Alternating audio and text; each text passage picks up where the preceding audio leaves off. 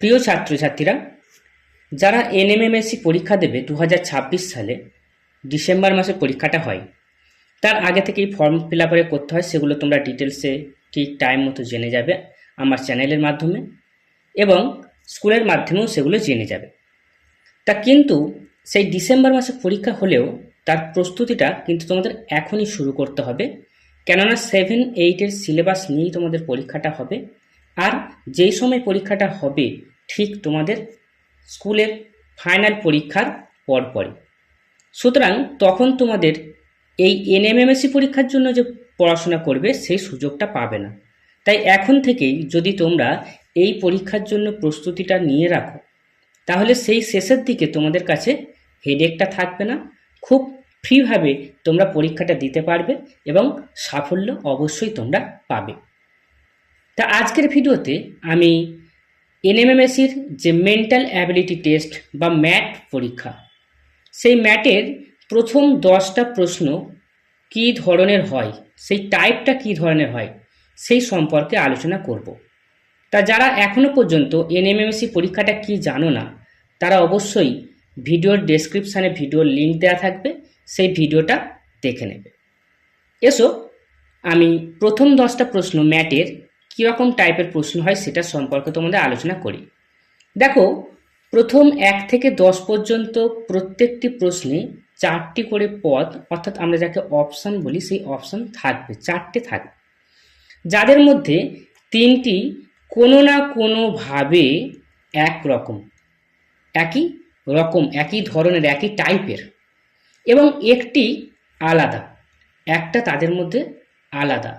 ওই আলাদাটিকে তোমাদের চিহ্নিত করতে হবে, অর্থাৎ অড ওয়ান আউট, মানে 4টের মধ্যে যেটা অড সেটাকে হচ্ছে কি, সেই একটাকে তোমাদের খুঁজে বার করতে হবে।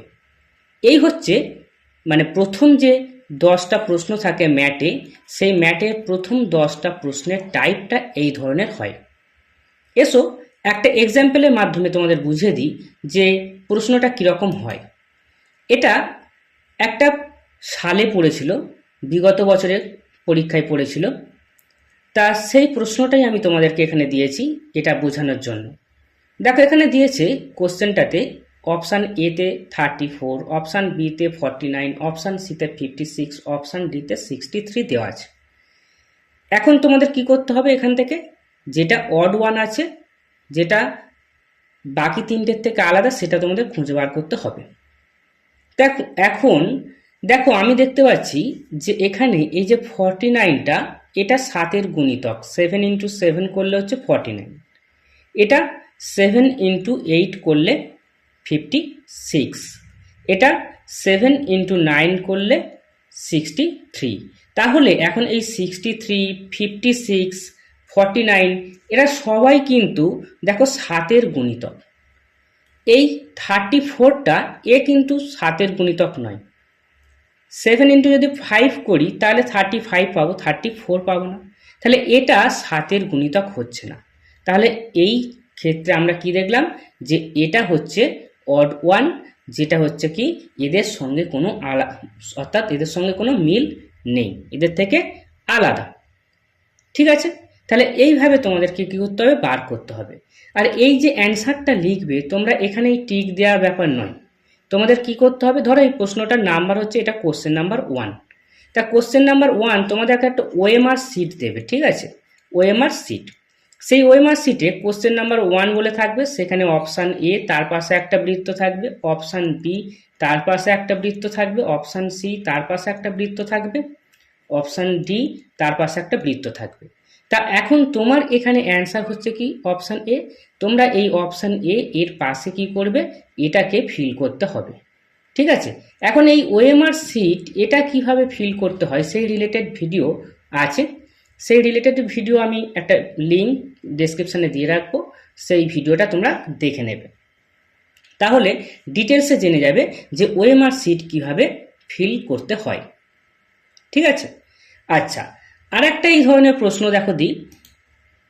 দেখো এখানে 13, 15, 17, 37 এগুলো রয়েছে।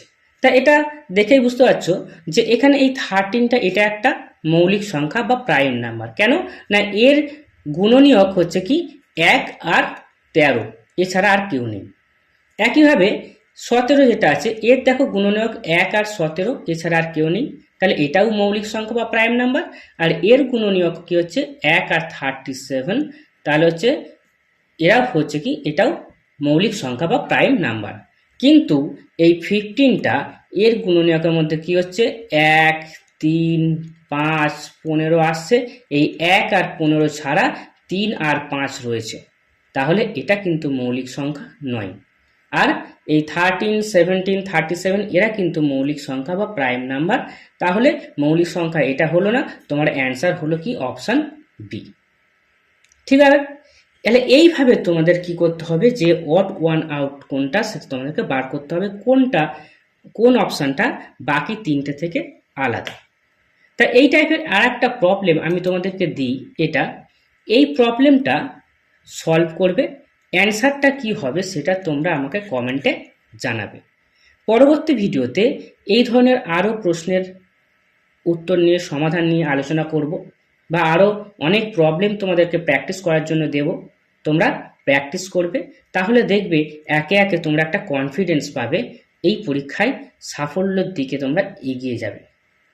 ঠিক আছে, তা ভিডিওটা ভালো লাগলে অবশ্যই লাইক করবে এবং বন্ধুদের সঙ্গে শেয়ার করবে, ও কমেন্টে তোমরা জানাবে যে কোথায় তোমরা বুঝতে পারলে না।